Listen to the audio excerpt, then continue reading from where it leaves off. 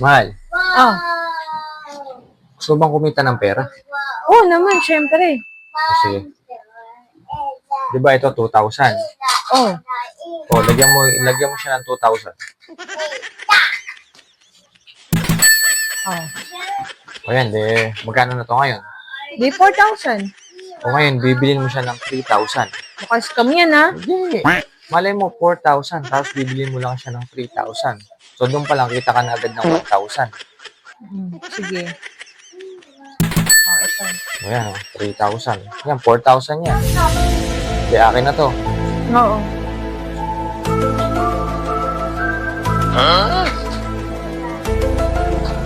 Teka lang, mahal!